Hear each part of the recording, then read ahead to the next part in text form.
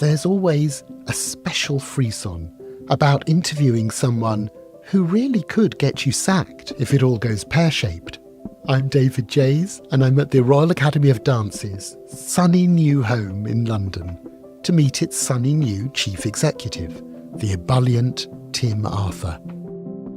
This is Why Dance Matters, the Royal Academy of Dance podcast. Tim has now been in post for a year.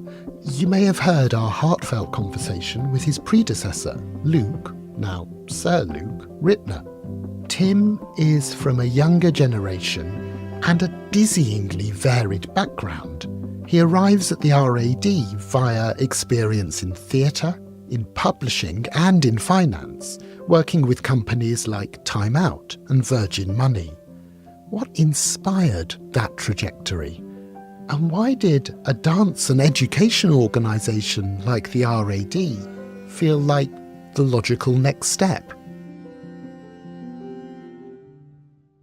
I'm excited to dig into Tim's vision for the RAD and also into his own rich hinterland, his training as a psychotherapist. It's a heady mix for a chief executive. Oh, and when interviewing someone who can get you sacked, you should always definitely ask them if they've ever been a burlesque performer. Tim, welcome to Why Dance Matters. This is pretty much the end of your first year as the CEO of the Royal Academy of Dance. Congratulations. Thank you. You've survived. The Royal Academy of Dance has survived. Yeah. And how has it been? How has that year been? You know what? It has been an amazing year, I think. It's been full of challenge. It's been a huge learning curve for me. But overall, I was thinking about it over the Christmas break. I think it's been an amazing year, really. I've loved it. And I sort of fall in love with the RAD a bit more with each month as it goes by. It's more complicated than I thought. There's more things that I think we can achieve. I think there's things that we can improve on. But overall, I just think what we do is magical. That's the thing that I've really taken from this year. I've been really lucky this year to travel sort of around the UK and see a lot of schools. But also, I've been to South Africa and Zimbabwe and Australia and Canada and Berlin. But it's really energizing to go and see our work and to see how far and wide the RAD makes an impact. It's both sort of humbling but also amazing, and just makes me really hungry to build on the sort of legacy, particularly the legacy that Luke left. I think Luke was an amazing CEO, and for 23 years. Now Sir Luke Rittner. Now Sir really Luke, nice. That's right, sorry, I should refer to him as Sir Luke. Sir Luke left a fantastic legacy, but I really want it to be a springboard for us to go into the future and to evolve and develop, but also to keep all those amazing things that make the RAD special, that make people love it as they do. And I know you met a lot of members during the application process, during the interview process, when you were getting to know the RAD before even you were appointed. Seeing it now from the inside during the last 12 months, has it surprised you? Have there been things that you weren't expecting? Yeah, yes, lots. There's lots and lots of things. I mean, as with any organisation, particularly any organisation that's been around for 102 years, as it is this year, it has a culture that is fascinating, and the way it's developed and the way it sort of organically has its own quirks and whole bits where you find yourself going, oh, that's interesting. Why does it work like that? And people just go, well, that's because that's how it works. And some of them are wonderful, and other ones you think, that's just really strange. There must be a different way of doing that. And then a lot of people go, oh yeah, probably. But working with the members, that has been one of the greatest joys, actually. One of the things Luke said to me just before he left was, always remember we are predominantly, first and foremost, a membership organisation. And actually this first year for me has been about listening to the members. I spent a lot of time out with members and I've loved it. And to every member that has let me come to their studios and has talked to me. And the brilliant thing about all our RAD members is nobody's shy about telling me what we should be doing and what we're doing wrong or what we do right. You know, they're very open, but I've loved it. And it has really genuinely informed the decisions I've made, the changes I want to do, the things we want to bring in. It's constantly unfolding in front of me. We just do so much as well. I think that's the other thing, is I really didn't know. I mean, even a couple of months into the job, just the breadth of work that we do, the amount of lives we impact. And there is a challenge with that. And the challenge is, how do you tell that story? And that's still an interesting challenge for me, because when somebody says to me, oh, you're at the Royal Academy of Dance, what do you do? And to sum up in one sentence what the RAD is actually really difficult, because we're a lot of things, but we do need to find that one-liner. Have you got a kind of first pass at that one-liner yet? I mean, the only reason I'm pausing is because I'm working really closely with the marketing team and definitely the development team as well, the fundraising team on that. If I say one now on the podcast, I'm fairly sure in about 3 weeks' time, I'll get this knock on my door of going, that's not what we agreed to. that wasn't the exact language. So it's in process. It is in process. And it is about that thing of, it is around that idea of inspiring the world to dance. And it is around that concept that we exist to help people with their health and happiness, that kind of well-being idea, which is something I'm really, really keen on. And also that idea of, we were founded 102 years ago with the idea that we were there to improve the teaching standards of dance. And what we've got to do is sort of combine all those things, that dance is for everybody, and everybody can be a success and everyone can be excellent, but it's at what level they become excellent. I just have to get that down into a really snappy one-liner. There will be a lift. How pitch. hard can it be? How hard can it be? How hard can it be? We'll dig into some of that direction of travel in a bit. But just to take you right back, the arts have always been a part of your life, even from childhood. Is that right? Yes, very much so. My mum and dad were musicians. My mum was also a famous TV presenter in the 70s. Tony Arthur was an icon. People of a certain age now will say, oh, I grew up with your mum. And I was like, so did I. Weirdly, I never saw you around the house, but thank you. No, my mum was, she was on Play Away and Play School for people in the UK. They were sort of popular children's and light entertainment programs. And they were playwrights and musicians, and that is the environment that I grew up in. And I grew up in an environment that always thought it was special, that it wasn't ever taken for granted. It was always explained to me that there was something magical about interacting with the arts, that what it gave to you changed the person you were. And so that's really stuck with me. And in my early career, I was a playwright and theatre director. So that's where I came from. I had my own drama school as well, called Tub Thumping. And I loved that experience. And I think that's one of the reasons that I quite like going into our dance schools, is because when I go in, I really feel it. It takes me right back. You have a Proustian rush as soon as you walk in. It's exactly it. I get that feeling of like, I know how this works. And you see the parents delivering the kids, and you see those kids just looking really excited. And the only problem is I can't teach dance. That's the only thing, because I sit there going, I would love to teach a class. That would be fabulous. That would take me right back. Was dance part of the mix in your childhood? Was that alongside the music and the drama? The dance that was part of the mix. My parents were folklorists as well, by the way, I should say. And so the dance that I did as a kid was I did Morris dancing. I did clog dancing. I did do like tap and modern. But actually, there was a lot of traditional forms. There was a thing called Mama's Plays as well, which are sort of traditional English forms that had dances in it.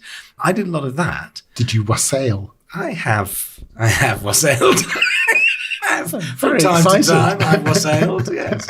I don't like to brag, but I've wassailed a bit. So there was dance around, and my parents, when they were directing shows or writing shows that they were in, they were always sort of musicals, actually. So there was a lot of dance involved in that. It was always around as part of the mix. And you mentioned that you started your career in theatre, and one of the things you did was leading a company called Cardboard Citizens, who do amazing work, still exist, still do amazing work. How was that experience? Yeah, it was a real privilege to work with Cardboard Citizens. So I joined Cardboard Citizens as an associate director, and over a period of 3 or 4 years, I then became the CEO. It was started by a man called Adrian Jackson. Is he a sir now as well? Is everyone becoming a sir? Is it just me that's not? What's going on? By the end of the podcast, this could have changed. It could have changed. He's definitely got some honour. And so he should do. It's an amazing company. It works with homeless people right across the UK, and it uses theatre and the arts in general as a sort of vehicle of change, a sort of transformative vehicle. It's quite unique because they create professional companies with homeless actors, and it gives them normally like a 6-month acting contract, like a proper full professional contract. And that in itself can transform those lives of the actors, but also does workshops and takes its performances out into homeless spaces. So be that homes or shelters or all sorts of things. It was a group of people that I hadn't worked with. And presumably people with a lot of stuff going on in their lives, quite apart from the theatre you were making together. Yes, 100%. You were dealing with people with very complex needs, often multiple complex needs. For a lot of them, it was a sanctuary. They would come into our workshops. We would work out of Crisis Skylight in the East End, which people will know from Crisis for Christmas, that kind of thing. They have a centre there, an art centre, and it's beautiful. And I used to have a workshop there most nights a week. And our actors would come sometimes straight off the streets, straight in, and for 2 or 3 hours, they would be transported to somewhere else. And it was a safe space, I think, for them. It was an inspirational space for them. And it allowed them to explore the possibility of change as well. That was really key. It was, looking at the decisions that had been made, the things that happened to their lives, and then how do you overcome them? It wasn't psychodrama. It very much wasn't that. It's a process called forum theatre, which is about looking at change and how you do that within communities. It was life-changing for me. I can remember going into it thinking, all right, this is what I'm going to give to this group of people. This is my skill set that I will give. And I did genuinely come away thinking, I think I've taken a lot more from this. It was quite humbling hearing the stories and then getting the opportunity to turn those stories into pieces of drama. It was sort of, I think, the first job where I really went, actually, I have to work somewhere that has values and values that make a difference and that are about transformation and about change, and where that is really key. That's something coming back into the arts here at Royal Academy that really, really resonates with me, and that I think that's something that we do really well and that we can continue to do.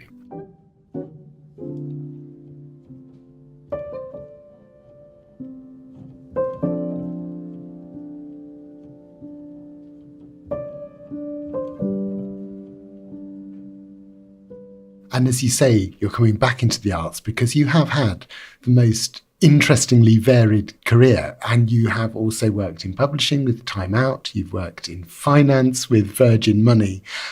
Which of those was the best preparation for coming into the RAD? You know what? It's really weird. All of them have given me skills, I think, or I've picked stuff up, or I've worked with people that I think are really valuable to who I am now, me personally, but also to the job here.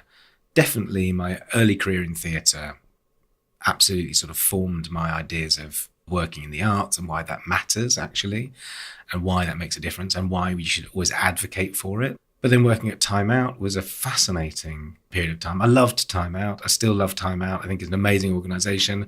I had to grow up and learn a lot of management skills during that period of time. I sort of quite quickly went through the ranks at Time Out. I didn't start as a CEO. I started as comedy editor, actually, running the comedy section, and I was a journalist. It's an obvious progression. You know how it works, of course. You start writing that comedy and then you're running the company. But I learnt loads there about management. It was owned by private equity at the time as well, so I had to learn about what that meant from a business point of view. And then going into finance was a totally different shift. And I wouldn't have gone into finance, the truth is, if it hadn't been for Dame Jane Ann Gardier, who was the CEO of Virgin Money. She is a genuinely inspirational lady, and she ran that bank with a true sense of values. She had a saying that was the sort of motto of the bank, which was everyone better off.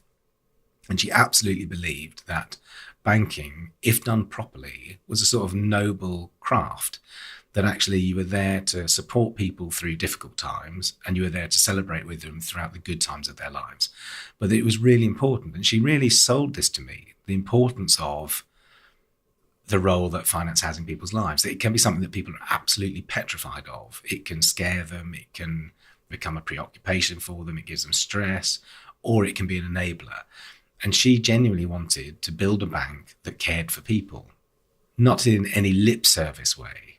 She didn't want it to be about nice adverts. For her, it was, how do you actually prove that you care about people?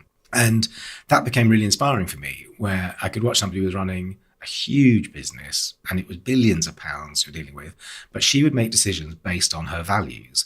The senior team would sit around and somebody would say, oh, this is a new product we've got that's coming out, and we can make whatever it is. For me, it was eye-watering money at the time. And Jane Ann would say, okay, yeah, but how does it make everyone better off? And if the response was, well, we can make more money, that wasn't going to wash. It had to be right for the customers, it had to be right for the shareholders, our partners, everybody, and society in general. And just working with her for that period of time really inspired me that you can run a business with a heart. You can run a commercial business with heart as well. She used to call it compassionate capitalism, I think was the term that she used. And for her, making money was not an end in itself. It was, if we're successful, we can do more for people. And so that period of time was really influential for me. And now you're here at the Royal Academy of Dance. And again, I guess you're grappling with some of the same questions, it sounds like, from your previous careers, including how you make the RAD matter to all of its members who are so diverse in terms of their geographical spread, 80-something countries, people who are teachers, who are students, who are dance enthusiasts, who teach in huge dance schools or in tiny dance schools, in big cities or in quite remote areas. How do you find a thread that connects all of those very different memberships? It's a really big challenge because you've got all of the demographics that you've described, all the different contexts that the Royal Academy can land in. And then you have, on top of that, the context of a rapidly changing world as well. You have children and students, not just children actually, but people of all ages, because that's one thing I'm really passionate about, that dance, particularly with the RAD, that dance should be for your whole life. But the world is changing, behaviours are changing. Children particularly, their attention span is changing. And I hear this a lot in studios. And actually post-COVID, there's been a change in behaviours, there's a lot more mental health issues. There's a now real difficulty because of the cost of living crisis on parents who might have taken their children to dance lessons 3 times a week or 4 times a week, now really either can't afford to do it at all or will take it down to once a week. We live in a very rapidly evolving and changing world. And one of the things that I think the RAD has to do is become agile to that, to stay relevant. If we are to stay relevant, if we are to be able to fulfill some of that mission of inspiring the world to dance, of making a case for why it really, really matters that dance exists and makes a difference to people's lives, we have to be able to adapt with the times. We can't say, well, we've always done this. This is how we do it. We've always done it for 102 years and that's it, because that is the way that companies go under, actually.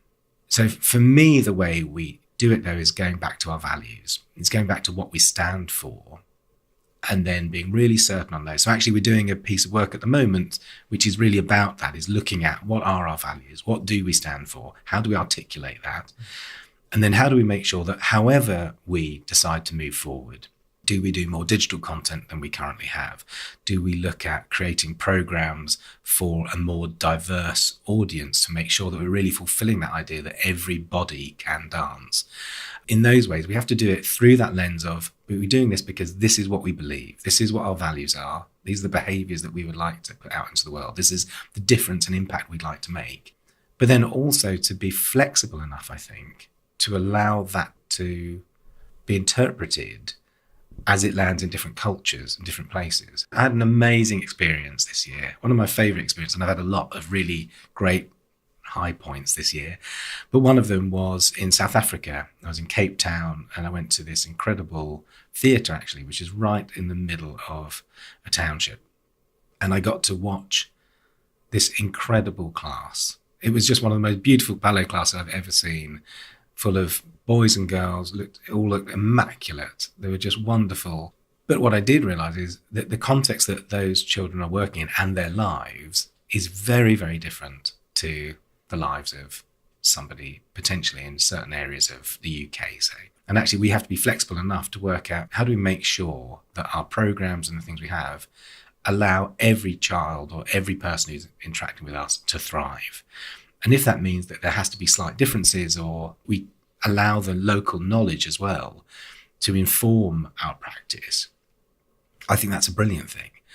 So it is a sort of combination of having core values, but also being flexible enough to learn, and humble enough, I think, as well, actually, to learn from other people and let that inform us as well and inform our own practice. It's not an easy trick. As you say, it's like, especially when you say it's for everybody. I mean, that's 8 billion people around the world, potentially. That's a lot of people to go and go, go on, you like to dance.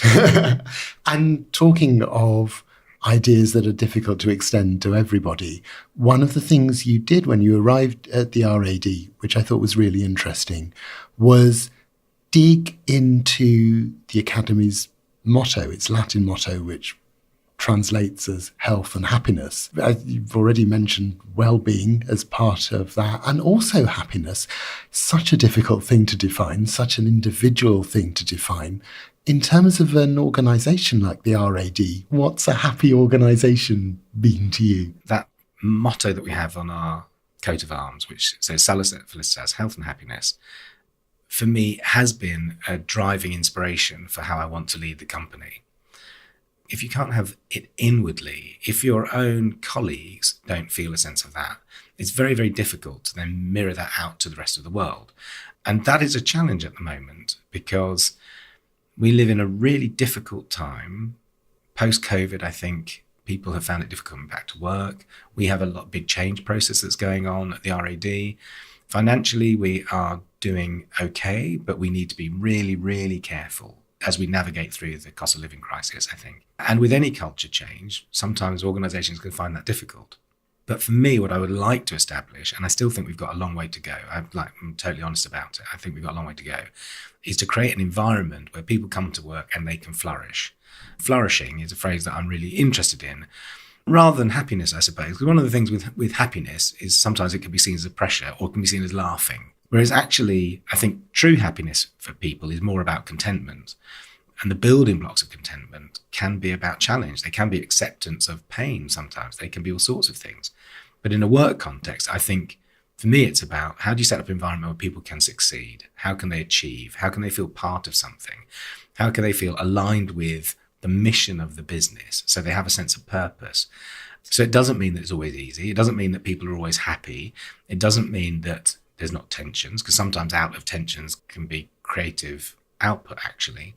But it's coming up with an environment where there's progression as well, all those kind of things. And some of the structures, and it's very common within a lot of big institutions that have been around for a long way, actually are set up to stop some of that, to stop progression. One of the things we're looking at, and really honest about it, is any decision that gets made at the moment has about 10 people that have to sign it off, right. And it doesn't give a sense of autonomy or accountability or that sense that one person can make a massive difference. And I really believe that in the companies I've worked, when it's worked really well, everybody, no matter who it is, feels like if they've got a great idea, the organization is able to take that, run with it and grow. And that gives an amazing sense of agency. But I think we're away from that with the full knowledge that we're coming off 2 or 3 bad years. And I've noticed, I have a lot of friends in lots of different sectors as well. And a lot of people find their colleagues are struggling. There are mental health problems. There's a sort of epidemic that is sort of largely ignored. We got the vaccination, then we move on, without really taking into account what those 2 years have done to us. We're seeing it a lot with our students. We see it, I think, within our colleagues as well. And we have to somehow acknowledge that, account for it, and then manage our way through that. But again, these are tricky. These are the things that keep me up at night, actually. Culture within the RAD and how we create those opportunities for people to flourish is one of the things that I really I don't worry about, but it's something that's really a high priority for me. There's a business formula for companies that when you come into this, forming, norming, storming. Do you know these? When you come in and you sort of form a new team, you pull them together, they then start norming where they're starting to perform well, and then they get to a storming phase where they're doing brilliantly. And then there's another phase after that called mourning, where it sort of breaks down a bit. Normally people leave because they're really successful, and then you have to rebuild again. And we need to get to that storming phase. We need to build a company so we're really flying. But we can only do that with the talent that we have inside the RAD right around the world. I think that's really, really key.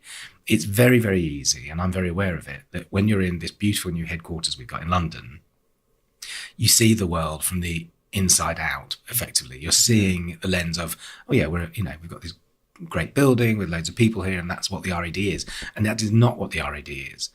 The RAD, if you just look at our colleagues, we have as many colleagues now outside of the UK as we do inside it. But actually, if you think what the RAD is really happening, which is what a beautiful thing. It happens every minute of every day somewhere in the world, and it's happening in studios. That is where the RAD is. We, headquarters and all the staff are just facilitators. We should be enabling that work to happen. That's what we do.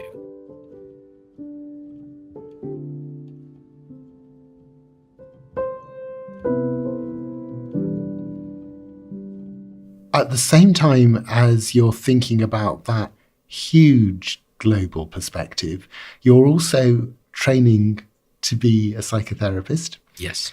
Which is a very different lens, one that's much more personal, person by person. I guess also involves a lot of looking within yourself. Does that inform the work you do here, or is that a refuge for you where you can think about something completely different on a very different scale? I have to be 100% honest. It utterly informs everything. It's very difficult, I think, to do a training like that. I'm still in the training. I'm 3 years of a 4-year training. But through that process of learning, it's very difficult to unsee.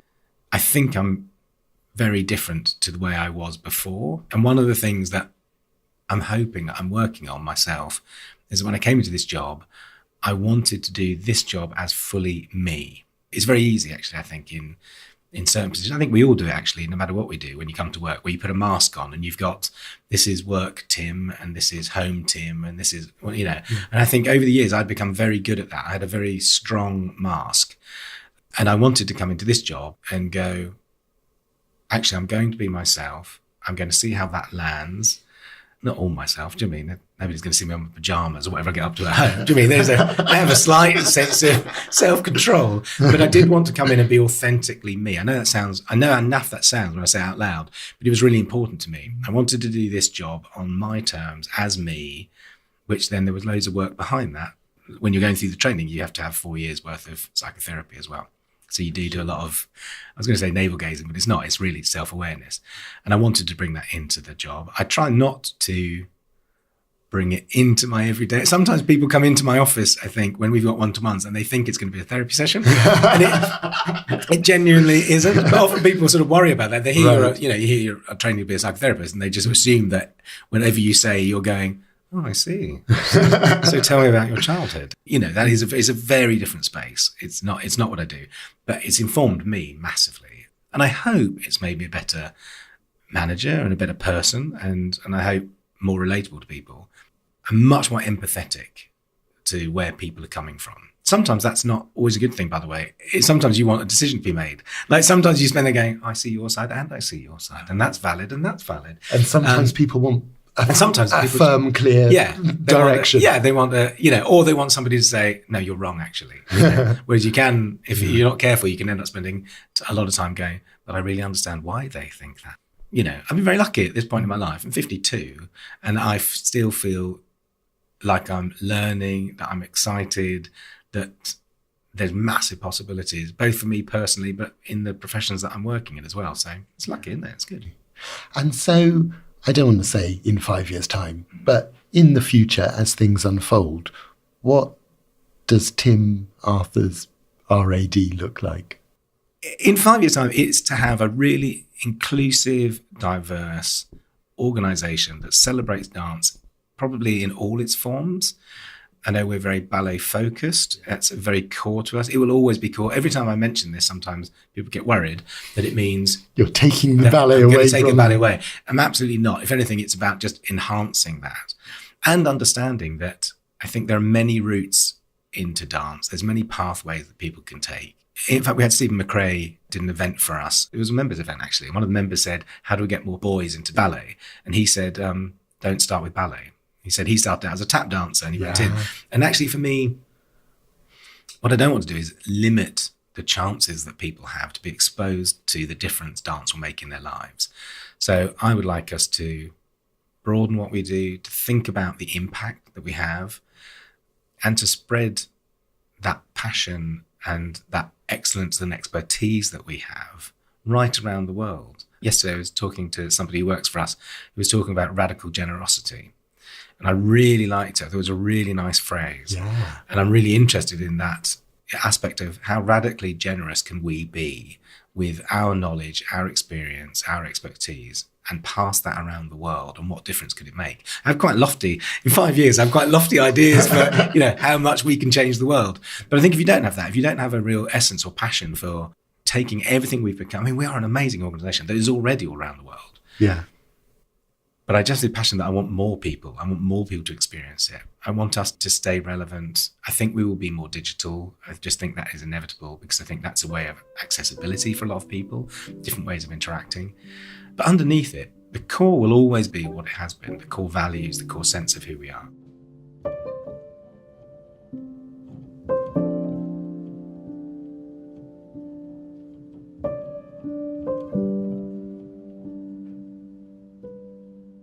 Tim, you said that you haven't had a lot of dance experience, but I feel that it would be remiss not to mention your brief and spectacular career in burlesque. While you were at Time Out, I think there may have been a burlesque competition. Somebody mentioned it to me the other day and said, you never mention your experience in dance. But I think I mention it all the time. So I did, when I was at Time Out, I had the pleasure and privilege of entering something called the Male Tournament of Tees, which is the UK's, well, I like to think, preeminent dance competition for male burlesque. It's the Wimbledon of male burlesque. It's the Oscars, if you like. And it was fascinating. It actually came about because I didn't listen properly. So the cabaret editor used to sit next to me, a lady called Simone, who I loved to bits. Every now and again, we would do each other favours and write about each other's areas. So if I couldn't do something, she'd write something about comedy, and if she couldn't do it, I'd write about cabaret. And she came over and said, Tim, will you enter the Male Tournament of Tees for me? And I thought, she said, would I write about the Male Tournament of Tees? So I said, yes, yeah, of course I will. Yeah, I didn't even know what it was, but I said, yeah, why not? Sure. And then about an hour later, she came back, oh my God, they're so excited. You're going to do it. And I said, but I'm going to do what? And they said, you're going to enter the Male Tournament of Tees. And I said, I'm going to what now? And she said, you can't back out. I've already told them you're doing it. And I've got you a choreographer, and I've got you somebody who's going to do your music. And one of the things about me is that I do like a challenge, and I do say yes more often than I say no. And so I went on this sort of rather weird odyssey for about 8 weeks, I think. And I worked with a group called Burlesque. Basically every night for sort of 8 weeks, I had to go, and they would do the choreography for the routine and drill me in at what point what had to come off and what you do with it. And it was brilliant. And you don't seem an especially shy person, but how was that experience? Now, I might not seem a shy person, but I have, and why in the end I was really proud of it, is I have real body image issues and always have done. I've had loads of issues about how I look, my weight, and all sorts of things. And the thing about that competition and doing that was you had to absolutely confront it. There was no way not to. At the end, it was just me in a bowler hat. And strategically placed. Yes, very, very strategically placed. You are literally vulnerable and exposed. It was a real journey for me of facing all the insecurities I had about myself, about what that would be like, about all the negative stories that I told myself, about the way I look, about all sorts of things. And I did it with this bunch of guys who were just brilliant. They were just fantastic. There is something that's slightly horrifying about hearing your own mum shout at the top of a voice, "That's my boy, get him off." So that will haunt me for a long time. And my brother came as well. And when I saw him afterwards, he had this sort of 1,000-yard stare. And he gave me this hug and said, I love you. Please don't ever do that again. So it was a short career. But this is why therapy exists, isn't it, really? Unfortunately, I think I put nearly all my family now probably have to have therapy after that. But it was a brilliant experience. And I came second in the end. So I can claim to be Britain's second best male burlesque dancer in 2009. Perfect. And I got beaten, by the way, by a double act called Brokeback Cowboys. And they were professional gymnasts. Is that even fair? I think that's a different category. You were totally robbed. Mm. You are the Yeah. plucky Andy Murray who faced both Federer and Nadal. Not fair. That's exactly how I see it. So, but I don't it hasn't stayed with me. Clearly not. It's not. You're certainly not someone who bears a grudge. No, not at all. And I hope they're doing very well. They are. Yeah. Tim, you have suffered enough at our hands, but I can't let you go without the final question, which is, why does dance matter to you? Dance matters to me because I think it is an almost unique art form because of the way it is an embodied art form. And there's something amazing about the combination of cognitive experience and an embodied experience, which I think allows people to connect to themselves and to others in a really unique way. And for that reason, I think it's really important. We have danced for the whole of our history. Humans have danced.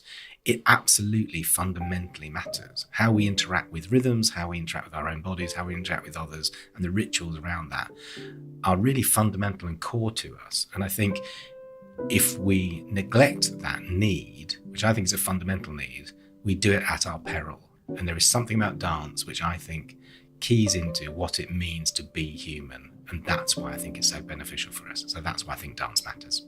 Tim, it has just been such a blast, such a pleasure. Thank you so much. Thank you. I began this conversation wondering how to get a handle on someone who has worked in so many wildly different fields. But I've emerged with a strong sense of the connecting thread through Tim's career, and it's a solid ethical core that he traces from community theatre through to corporate finance and brings into the RAD. He believes that art not only can change lives, but that it should. And I suspect a lot of RAD teachers and listeners to this podcast will feel the same. How about you? We always love to hear why dance matters to you, so please get in touch. The RAD's socials, plus links to its work, are in our show notes. And go on, subscribe, like and review the podcast so that you never miss an episode. Our guest today was Tim Arthur.